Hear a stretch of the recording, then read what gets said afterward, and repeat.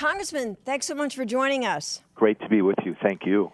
You invited Dennis Hennigan of the Brady campaign to debate on the Second Amendment. Mr. Hennigan says he wants it to be held in D.C. You say no way. Why is that? Well, this is actually kind of funny. I mean, I've started a little a letter communication with him over the last couple months. We held a town hall about 2 months ago in the district on the Second Amendment and concealed carry. And at that time, I said during that town hall that, one of the reasons our founders principally put the Second Amendment in there is to protect us, from our own government. And Mr. Hennigan, with the Brady campaign, seemed fairly outraged with that concept and questioned my knowledge of American history. And so he and I have had a back and forth, and I finally said a couple weeks ago, well, come debate me. Let's you and I debate on the Second Amendment. And it took him a while, but he got back to me and said, I'd love to debate, but let's do it right here in Washington, and let's let some Washington staffers and some of the inside media people be there. And that seemed kind of odd to me. Yeah, I mean, why? I mean, wouldn't you want to hear from America? They're the ones who live this every day. They're the ones who live this every day. And, certainly like a district like mine, which is a swing district, there are people all over the map on gun rights.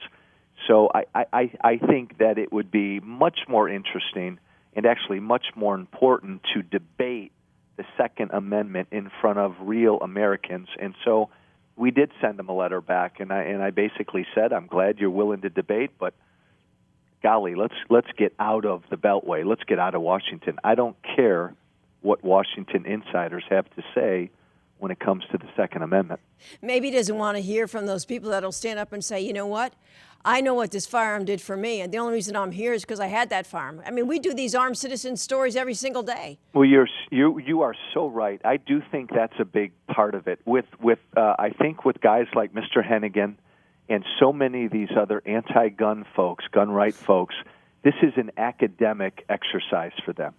And for the rest of Americans, this is a real life issue, and it's a matter of freedom, and it's not an academic exercise, and it's just that's why it's just so classic that his first inclination was, okay, I'll debate you on the Second Amendment, but let's get in front of a bunch of academics and insiders. Yeah, I can't step outside the territory where I feel most comfortable. I'm secure here. We got an administration who's anti-gun. We've got politicians who have security around the clock. So, hey, let's have it here. You're right. And it's a lot like this president. I have said from day one that he's destroying the private economy. And part of the problem is he has not surrounded himself with businessmen and women, people who have worked in the private economy. He has surrounded himself with academics, and they don't understand, real life, how the American free market enterprise system works. Yeah, and it's the same thing when it comes to your family and protecting your family. And the police will be the first to tell you. I mean, we talk to sheriffs, we talk to police all over the country, and they'll tell you, hey, we do everything we can, but we can't always be there when you need us. Absolutely. And again, you and I have talked before. I mean, here I sit in Illinois, the last state standing without concealed carry. That's all the more reason why you need to have it there.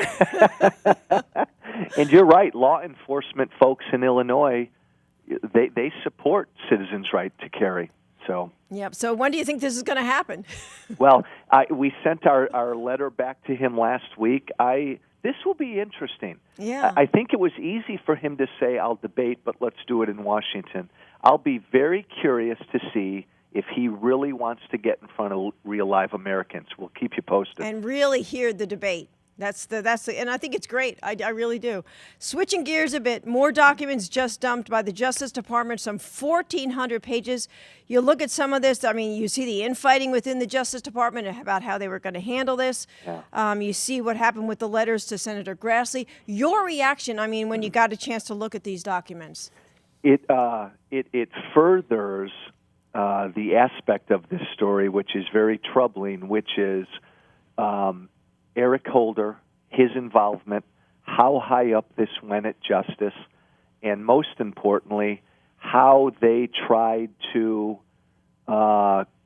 perhaps cover up the existence of and some of the results of Fast and Furious. You know, I've said from day one, and I wrote a letter to Holder 3 weeks ago saying you need to resign. Right. And the principal reason why back then I thought he needed to resign was this was one of the most egregious acts by the Justice Department in our country's history, and it was totally botched in how it was handled. That alone is enough for him to resign. Yes. But now when we begin to further look into his involvement and how high up this might have gone at Justice, it's clear to me after this latest dump that this has got to be put on some fast track and have some real independent investigation. Yes, and you sent, and when you say that, you mean a special prosecutor? Absolutely. Yes. Absolutely. I think it's well past the point where they can look into this themselves. There's just too much conflicting information now at Justice and ATF as to who knew what, when people knew things, when. And again, it's odd to me. Eric Holder, it just does not appear has been nearly as forthcoming as he needs to be. And I mean, Thursday he's going to appear before your committee again. You think you're going to hear anything more, or is he going to just stick to his story? No, I'm afraid we won't. There does appear to be a real stonewalling effort here, which I believe is going to lead Congress to no alternative but to call for a special prosecutor. I mean, they haven't responded to subpoenas.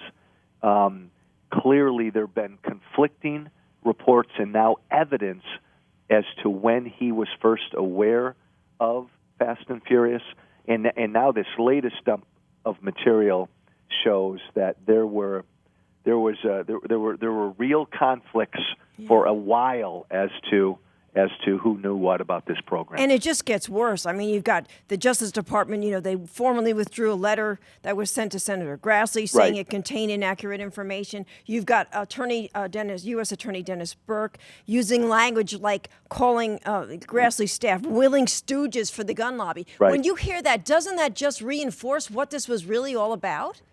It reinforces what this was all about, in that this is the most anti-gun administration in our country's history, and there are a number of us that believe the whole genesis of this Fast and Furious was to further their gun control aims right here in the United States. And when you look back at Holder's testimony a few weeks ago, in his opening statement, he basically fell back on that again and said, you know what? You may have problems with Fast and Furious, but this just goes to show that we need to keep a tighter lid on arms, in guns in America that may be leaving the country. It was outlandish that he actually I would say very stupid that he said that, because he revealed their aims. Yes, and that is really true. So I'm sure these emails will be part of the hearings. I mean, is there anything different you're going to do this time around? I think that because now there's now such a wealth of material that I think the questions to him are going to be much more direct, much more pointed, and much more focused on sort of the internal machinations of what was going on at Justice. And again, I'm not expecting him to give direct answers. I don't know how he can. Yeah. Well, Congressman, always good to talk to you, and we always love watching you during these hearings because you really get to the point of things and you're good about what you do. And keep us posted on this debate. You got it. Love being with you. Thanks All right, so much. thanks so much.